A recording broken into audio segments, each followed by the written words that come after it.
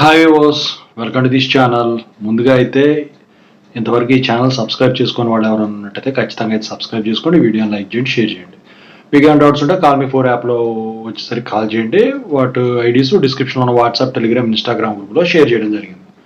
So ఇందుట్లో వచ్చేసరికి JNTUK, JNTUGV special supply exams ఏవైతే ఉన్నాయో వాటి రిజల్ట్స్ రిలీజ్ అయినాయి. అఫిలియేటెడ్ వాళ్ళది, అటానమస్ వాళ్ళ గురించి కూడా వీడియో చేస్తాను.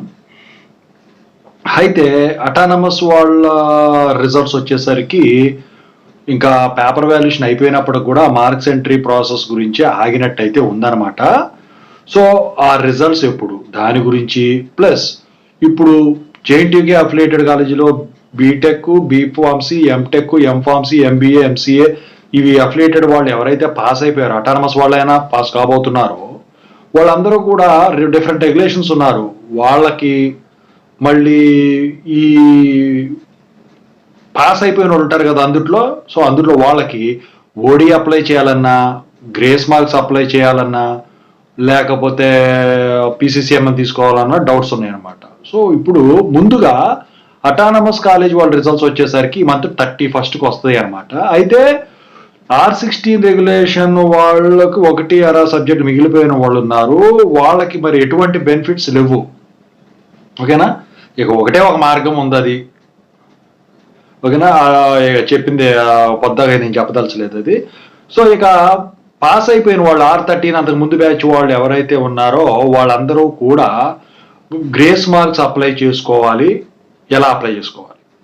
గ్రేస్ మార్క్స్ అప్లై చేసుకోండి, ఎలా అప్లై చేసుకోవాలి? PCCMకి అప్లై చేసుకోవాలి, ఎలా అప్లై చేసుకోవాలి?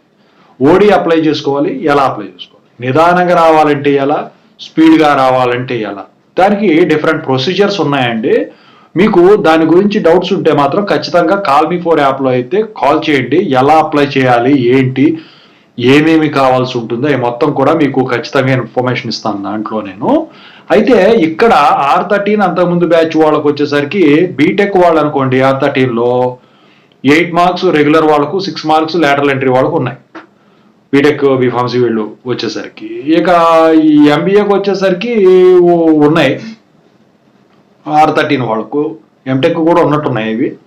అయితే ఇక ఇప్పుడు మరి కాలేజెస్, కొన్ని కాలేజెస్ లేవు. ఇప్పుడు గ్రేస్ మార్క్స్ అప్లై చేయాలన్నా, PCCM అప్లై చేయాలన్నా, ఓడి అప్లై చేయాలన్నా కొన్ని కాలేజెస్ లేవు. సో మరి అప్పుడు వాళ్ళ పరిస్థితి ఏంటి? సో ఇవన్నిటికీ కూడా మీకు సమాధానం కావాలంటే నాకు కాల్ మీ 4 యాప్లో కాల్ చేయండి. దానికి డిఫరెంట్ ప్రొసీజర్స్ ఉన్నాయండి.